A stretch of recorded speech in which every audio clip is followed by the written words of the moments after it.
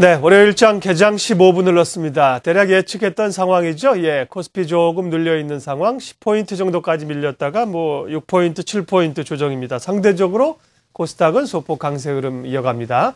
지난주와 큰 차이 없는 상황들인데요. 출발 전략 세워보도록 하겠습니다. 김진표 대표님, 네. 2000선에서의 공방전 계속 나타나고 있습니다. 대응 전략은요? 예, 지금 현재 2000포인트대에서는 추가적인 상승도 아니고 하락도 아닌 상당히 좀 횡보를 하는 그런 모습들이 나타났습니다. 그렇다고 해서 수급적인 측면이 흔들린 부분도 크게 아닌데요. 물론 외국인들의 매수세가 강하지 못했다는 점, 그리고 기관의 매도가 일부 전개가 됐다는 점, 이런 부분들에서 현재 공방이 보여지고 있는 그런 상태입니다. 그리고 추가적인 추가 상승을 이끌기 만한 그런 상승 모멘텀이 다소 부재한 부분들도 지난주의 흐름이었다고 볼 수가 있겠는데요. 자, 일단 외국인들의 매수에도 불구하고 시장 자체는 다소 정체된 흐름들이 이어지고 있는 그런 모습들입니다. 오늘의 경우에도 지금 이제 외국인들은 7억 원 정도의 순매수로서 다소 지금 관망을 하고 있는 그런 모습들이 나타나고 있고요. 그리고 마찬가지로 개인이 매수에 유입을 시키고 있지만 기관과 프로그램 매도 자체가 다소 부담감으로 작용을 하고 있는 그런 모습들입니다. 자, 이에 따라서 시장 자체는 조금 더 눌리고 있고 2000포인트를 다시 한 번 더 하회하는 그런 모습들 보임에 따라서 일부에서는 조금 불안해질 수도 있겠지만 일단 현재 시장 자체는 탄력이 둔화된 시장이지 방향이 전환된 시장은 아니지 않느냐 그런 생각입니다. 이에 따라서 지금 현재의 모습들 일단 보유 관점에서 한번 관리를 해보자라고 말씀을 드릴 수가 있겠고요. 다만 지금 이렇게 정체된 흐름에서 물론 이것 자체가 어떤 시장 자체 예전의 중소형주 최근의 중소형주가 상승을 보였던 그 시기와는 다른 모습입니다. 일단 좀 횡보하는 부분에서 단기적인 틈새 대응을 하는 그런 부분이기 때문에 최근의 중소형주의 강세 시장보다는 훨씬 더 짧은 관점에서 틈새 종목군들을 공략할 필요가 있지 않나 그렇게 판단이 되고 있는데요. 일단 지금 가장 대표적인 부분들 본다면 중국을 중심으로 한 대외적인 변수에 대한 대응들 이런 부분들 한번 관심 있게 살펴볼 필요가 있을 것 같습니다. 일단 중국에서의 중국 여행객들은 여전히 이어지고 있는 상태고요. 이 중국 여행군들의 또 그만큼의 소비가 또 이루어지고 있는 모습들 그와 동시에 중국 시장에 대한 유통 점령을 하려는 그러한 부분에서 또 마케팅이 또 진행이 되고 있는 부분들 이러한 부분들 본다면 일단 중국의 물론 경제적인 모멘텀 자체가 아직까지는 좀 불안하고 현재로서는 추가적인 확인을 해야 되는 관점이긴 하지만 지금 틈새에서 나타날 수 있는 부분들로서는 중국 관련 부분에 대해서 관심을 가질 필요가 있겠고요. 마찬가지로 지금 일본을 중심으로 해서 일본과 중국과의 대치가 상당히 좀 더 격화되고 있는 그러한 양상입니다. 현재 서로가 지금 군사훈련에 대해서까지도 오픈을 하고 있는 그러한 상태가 보여지고 있는데요. 물론 군사적 충돌은 없겠지만 그래도 이렇게 대치가 형성되고 있는 이러한 관점들에서도 일단 중국 관련한 부분에서의 상대적 수혜 이러한 부분들에 대해서 일단 단기적 관심은 가져볼 필요가 있지 않나 그렇게 보여지고 있습니다. 일단 대표적인 업종군들 본다면 유통업종, 음식료 업종, 그리고 섬유 의복 업종, 그리고 그와 동시에 자동차 부품 중소형주 여기에 조금 더 덧붙인다면 항공주 이렇게 볼 수가 있겠는데요. 지금 보자면은 일단 일본의 경우에는 보다 더 강경 노선을 계속 걷고 있다는 점, 이에 따라서 상대적인 인식 자체가 중국을 통해서도 보다 더 안 좋게 나타나고 있기 때문에 이러한 중국과 일본과의 대치에 따른 상대적 수혜 부분들에서 관심을 가질 필요가 있는 부분들이 일단 자동차 부품주라고 볼 수 있겠는데요. 현재 자동차 부품주의 경우에는 완성차라든가 대형 부품주들은 다소 정체를 보이고 있습니다. 반대로 지금 중국에 같이 진출되어 있는 중소형주들이 틈새를 노리고 있는 그러한 상태이기 때문에 단기 탄력을 이용해 볼 수 있는 그런 관점이다라고 볼 수 있겠고요. 오늘의 경우에도 마찬가지의 모습입니다. 완성차 그리고 자동차 부품 대형주들은 눌림 그리고 소형주들의 경우에는 강세 이렇게 좀 정리를 해볼 수 있겠는데요. 일단 상대적 수혜주와 함께 유통업종에서도 지금 백화점 관련주들이라든가 지금 홈쇼핑 관련주들 한번 관심 가져볼 필요가 있겠고요. 그리고 중국 소비 관련주에서도 락앤락이라는 종목군들도 한번 관심 가져볼 필요가 있겠죠. 그리고 마찬가지로 음식료, 섬유의복, 중국 관련 수혜주 이렇게 정리를 해볼 수 있겠고요.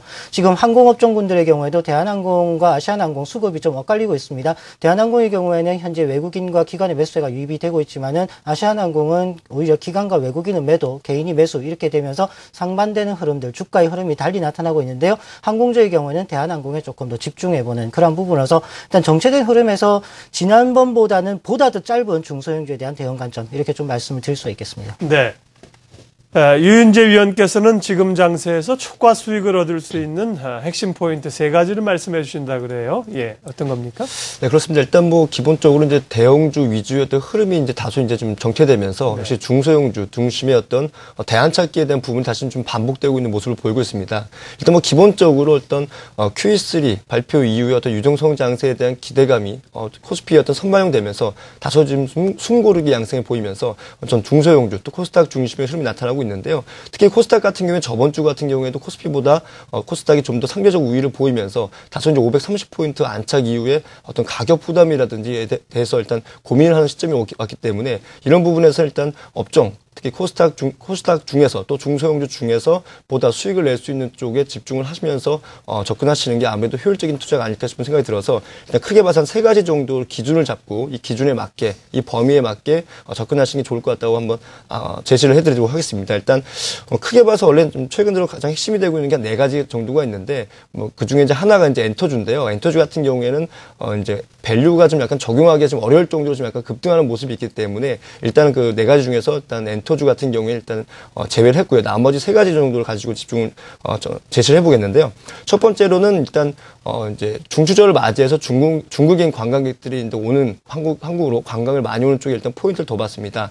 일단 뭐 2009년부터 보면요, 관광객들이 우리나라 총 관광객이 한 10%를 차지했던 중국인 관광객이 최근 들어서는 이제 30%까지 육박하면서 또 관광 단일 국가로서는 절대적인 어떤 비중을 차지하고 있거든요. 그리고 이 중국인들이 특히 이제 관광하는 목적이 쇼핑 쪽이 절대적으로 이제 높습니다. 그 쇼핑 쪽에서도 특히 품목을 따지면 화장품 쪽에 대한 부분이 압도적으로 높기 때문에 이 화장품 중국인 관광객들이 와서 소비를 하는데 일단 화장품에 관련된 또 와서 일단 레저 쪽에 또 관심을 갖는 게 일단은 효율적인 투자라고 일단 보시면 될 것 같고요.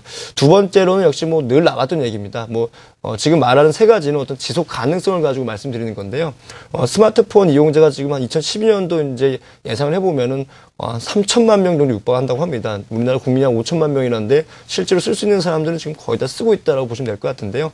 이만큼 스마트폰 이용 환경이 이제 이용자가 많아지면서 이 IT 쪽에 대한 환경이 많이 바뀌고 있기 때문에 스마트폰 관련된 게임이라든지 모바일 게임이죠. 그다음에 모바일 결제, 그다음에 모바일 관련된 인터넷 이런 서비스에 대한 수요가 좀 급증하고 있기 때문에 이와 관련된 종목들 특히 가장 손쉽게 우리가 접근할 수 있는 건 역시 모바일 게임입니다. 모바일 게임 쪽에 대한 부분들 계속 접근해 하셔야 될 것 같고요.